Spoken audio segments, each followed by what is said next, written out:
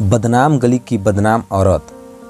Philips उस हर बदनाम गली और अड्डे पर हो आया था जहां अक्सर जाया करता था, लेकिन कहीं भी उसका मन घंटे भर तो क्या पल भर भी बैठने को नहीं हुआ। रंगीन मिजाज फिलिप्स ने किसी एक का होकर रहना सीखा ही नहीं था। 30 साल का होने के बावजूद उसने शादी नहीं की थी। शादी की उसने ज़रूरत ही नहीं महसूस की, क्योंकि वह 15-16 साल का था तभी से बदनाम गलियों का चक्कर लगाने लगा था। सारा दिन वह मेहनत करके जो भी कमाता था उसका एक बड़ा हिस्सा बदनाम औरतों के साथ कुछ समय गुजार कर खर्च कर देता था। तभी तो वह हर बदनाम गली की हर बदनाम औरत का नाम ही नहीं, उसके शरीर की नाप तौल भी बता सकता था। फिलिप्स में एक आदत यह भी थी कि वह जिस औरत के साथ एक बार समय गुजार लेता था उसके पास दोबारा नहीं जाता था। जब उन गलियों में उसे कोई नई औरत बैठने को नहीं मिली तो वह बियर बार चला गया। बियर बार में शराब के 4 से 5 बड़े पैग गले से नीचे उतारे तो वहाँ भी उसका मन नहीं लगा, बल्कि उसकी इच्छा और बढ़ गई। वहाँ की बार गर्ल्स के अध खुले अंगों को देखकर उसका मन और बेचैन हो उठा। मन तो किया उन्हीं में से किसी के साथ बैठने का ऑफर दे दे, लेकिन वे ऐसा काम नहीं करती थी, इसलिए वह उन्हें सिर्फ छूकर ही रह गया था। फिलिप्स अभी कुछ भी कदम आगे बढ़ा था कि उसकी नज़र एक साइबर कैफ़े पर पड़ी। वह साइबर कैफ़े में घुस गया और वहां एक कंप्यूटर के सामने जा बैठा। उसने वहां कॉल गर्ल्स की साइटें खोलकर खंगालनी शुरू की। उसकी मेहनत रंग लाई और उसकी पसंद की एक कॉल गर्ल्स मिल गई। वह हसीन तो थी ही, उसकी अदाएं ही कातिल थी। उसके शरीर पर 2 ही कपड़े थे, एक ब्रा और दूसरी पैंटी। गोरे रंग पर गुलाबी रंग के ये दोनों कपड़े खूब फब रहे थे। फिलिप्स की नज़र स्क्रीन पर उभरे फोटो से हट ही नहीं रही थी। मन कर रहा था हाथ डालकर खींच ले। साइट पर दिए विवरण को पढ़कर फिलिप्स जैसे उसमें डूबा जा रहा था। अंत में लिखा था, अगर दीदार करना है तो एक पल का भी इंतज़ार न करें, तुरंत दिए मोबाइल नंबर पर फ़ोन करें। दिए गए मोबाइल नंबर पर फिलिप्स ने फ़ोन किया तो दूसरी ओर से एक मीठी और सेक्सी आवाज़ आई। बहुत देर कर दी, इतनी देर तक क्या सोचते रहे? सोच विचार में कितने हसीन पल गवा दिए। मेरे बारे में तो सब जान ही लिया है, अब कीमत सुन लो। 1 घंटे के मात्र $300 ज़्यादा नहीं है ना? जन्नत की सैर के लिए यह रकम कोई ज़्यादा नहीं है। मुझे यह कीमत मंजूर है। तुम कहाँ मिलोगी? फिलिप्स ने पूछा। मेरे यहाँ ही आ जाओ, पता है the house with lights on. और हाँ, अब देर मत करो, मैं इंतज़ार कर रही हूँ। आपने अपना नाम तो नहीं बताया? फिलिप्स ने पूछा। वैसे नाम की क्या ज़रूरत है, लेकिन आप पूछ ही रहे हैं तो बता देती हूँ। मुझे ब्रांडी कहते हैं। इतना कहकर दूसरी ओर से फ़ोन कट कर दिया गया। फिलिप्स तो अब कब से बेचैन था। पैसे उसकी जेब में थे ही।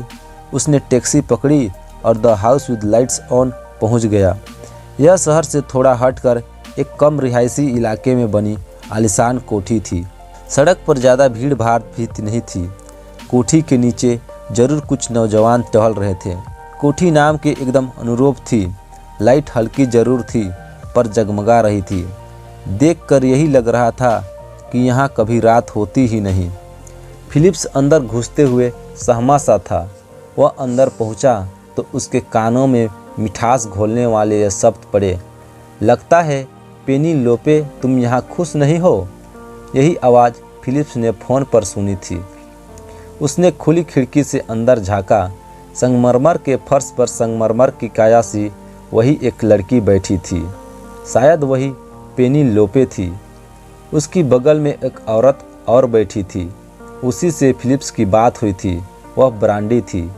वह पेनी लोपे के गुलाबी गाल पर अंगुलियां फेरते हुए कह रही थी, पता नहीं क्यों तुम्हें यहाँ अच्छा नहीं लग रहा। अरे यहाँ आए नए नए आशिक तो आते ही हैं, मोटी कमाई भी होती है, लेकिन मुझे यह सब अच्छा नहीं लगता। ब्रांडी की बात पूरी ही हुई थी कि नौकरानी ने आकर कहा, मैम, फिलिप्स नाम का एक लड़का आपसे मिलने आया है। ठीक है, उसे मेरे कमरे में भेज दो, कहकर ब्रांडी अपने कमरे की ओर बढ़ गई। ब्रांडी का कमरा किसी जन्नत से कम नहीं था। कमरे के बीचों बीच बेड पड़ा था जो बेहद कीमती था। उसके सिरहने पर एक छोटी सी टेबल रखी थी जिस पर सुगंधित मोमबत्ती जल रही थी। हल्का उत्तेजक संगीत बज रहा था। मोमबत्ती की हल्की रोशनी में पारदर्शी गाउन पहने ब्रांडी लेटी थी। उसे देखकर फिलिप्स की आंखें हैरत सी फटी रह गई थी। उसे ब्रांडी नहीं जन्नत दिखाई दे रही थी। वह होश खो बैठा। उसे आगे बढ़ने का होश ही नहीं रहा। उसे ठगा सा देख ब्रांडी ने कहा, 1 घंटे के लिए मैं तुम्हारी हो चुकी हूँ, जिसकी कीमत तुम अदा कर चुके हो। अब दूर खड़े क्या देख रहे हो, करीब आ जाओ। फिलिप्स जैसे ही बेड के नज़दीक पहुंचा, ब्रांडी ने उसे खींच लिया। फिलिप्स बेड पर गिर पड़ा। उसे बाहों में भरकर ब्रांडी ने कहा, मेरा नाम ही ब्रांडी नहीं है, मुझ में जो ब्रांडी जैसा नशा भी है। जहाँ भी होठ रखोगे मदहोश हो जाओगे। फिलिप्स को लगा उसकी खोज पूरी हो चुकी है। वह जिस काम के लिए ब्रांडी के पास आया था, पूरा होने के बाद ब्रांडी ने कहा, आप मेरी सेवा से खुश तो हैं? उम्मीद से ज़्यादा, फिलिप्स ने कहा। और चुकाई गई कीमत से भी ज़्यादा, ब्रांडी ने कहा। तो फिलिप्स को हंसी आ गई। उसी के साथ ब्रांडी भी हंसने लगी। एक कालगर्ल्स के अड्डे पर दोबारा न जाने वाले फिलिप्स की रातें अब ब्रांडी की कोठी पर बीतने लगी। इसकी वजह यह थी कि उसकी यह इच्छा यहीं पूरी हो जाती थी। उसे यहीं रोज़ रोज़ नई लड़कियां मिल जाती थी। लेकिन एक रात फिलिप्स ब्रांडी की the house with lights on कोठी पर पहुंचा तो उसे वहां एक पुलिस जीप खड़ी दिखाई दी। वह काफ़ी देर से उस जीप के जाने का इंतज़ार करता रहा। जब वह काफ़ी देर तक नहीं गई तो वह लौट गया। अगले दिन वह गया तो ब्रांडी ने बताया कि पुलिस उसे पकड़ने आई थी, लेकिन उसे ले जाने के बजाय हुस्न और दौलत लेकर चली गई। ब्रांडी ने उसे बताया कि जब पुलिस उसके यहाँ आई तो ब्रांडी और उसके साथ की लड़कियों हाथों में डॉलर की गड्डियाँ लिए उनके सामने खड़ी आ गई। उस समय उनके तन पर एक भी कपड़ा नहीं था। उस हालत में पुलिस वाले अपनी वर्दी का फर्ज और आने का मकसद भूल गए। डॉलरों को जेब के हवाले किया और लड़कियों के साथ कमरों में घुस गए। 3-4 घंटे गुजार कर वे जैसे आए थे उसी तरह खाली हाथ लौट गए। लेकिन उसके कुछ दिनों बाद ही एक बार फिर पुलिस ने उसके यहाँ छापा मारा। इस बार ब्रांडी की कोई चाल कामयाब नहीं हुई। दरअसल ब्रांडी के खिलाफ काफ़ी शिकायतें हो चुकी थी, इसलिए यह मामला अंडर कवर डिटेक्टिव एजेंसी के पास पहुंच गया था। किसी ने फ़ोन द्वारा पुलिस को सूचना दी थी कि शाम ढलते ही जैसे the house with light on कोठी में लाइट जलती है, बाहर गाड़ियों की लाइन लग जाती है। नए नए लोग गाड़ियों से आते हैं और घंटे 2 घंटे रुककर चले जाते हैं। उसमें रहने वाली ब्रांडी ने एलिक्स 38D नाम से वेबसाइट बना रखी है। एलिक्स उसका दूसरा नाम है। उसके नाम के साथ जो 38 लगा है वह उसकी ब्रा का साइज है। इस साइट पर कालगर की फ़ोटो के साथ उनके साथ रात गुजारने की कीमत भी लिखी है। उस व्यक्ति के अलावा भी कुछ अन्य लोगों ने शिकायतें की थी। उन लोगों का यह भी कहना था कि ब्रांडी के यहाँ गलत काम होता है।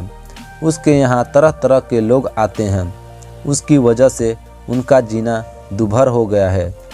क्रिसमस की रात उसके यहाँ ऐसा जश्न मनाया गया था कि उसकी कोठी के आगे पीछे दूर दूर तक पैर रखने की जगह नहीं थी। जश्न शाम से शुरू हुआ था तो सुबह 4 बजे तक चला था। इसके अलावा एक महिला ने शिकायत की थी कि उसका अयास पति ब्रांडी के घर हर रात 300 से 500 डॉलर खर्च करके आता है। घर आकर कहता है कि उसे जो सुख वहाँ मिलता है कहीं और नहीं मिल सकता। कई शिकायतें हो गई थी, इसलिए पुलिस को सख्त कार्रवाई करनी पड़ी। पहले छापे में मिली नाकामी को ध्यान में रखकर इस बार ईमानदार और कर्मनिष्ठ पुलिस अधिकारियों की टीम को ब्रांडी के घर भेजा गया था। छापे में ब्रांडी के अलावा 3 अन्य कालगर्ल्स पकड़ी गई थी। इनके साथ तमाम आपत्तिजनक सामान भी बरामद किया गया था। पुलिस द्वारा पकड़े जाने पर ब्रांडी चिल्ला चिल्ला कर कह रही थी, कि न तो मैं काल गर्ल हूँ और न ही ऐसा कोई रैकेट चलाती हूँ। यह सब मेरे पति ने मुझे बदला लेने के लिए किया है। मुझे झूठे इल्ज़ाम में फंसाया जा रहा है। मैं जेल नहीं जाऊंगी, इससे बेहतर है मैं मर जाऊं। पुलिस ने उसकी एक न सुनी और हथकड़ी पहना दी। अदालत ने उसे जेल भेज दिया, मगर मानसिक हालत ठीक न होने की वजह से उसे जल्दी ही जमानत मिल गई। जमानत पर छूटकर घर आते ही उसने जो कहा था वह कर दिखाया। उसने पंखे से लटक कर अपनी आत्महत्या कर ली। ब्रांडी तो मर गई, मगर उसकी कहानी खत्म नहीं हुई। उसका अतीत वाकई चौंका देने वाला था। उसका असली नाम ब्रिटन था। आपको यह कहानी कैसी लगी हमें कमेंट करके ज़रूर बताएं, और कहानी अच्छी लगी तो वीडियो को लाइक कर दें, और चैनल में नए हैं तो चैनल को सब्सक्राइब करना ना भूलें। धन्यवाद।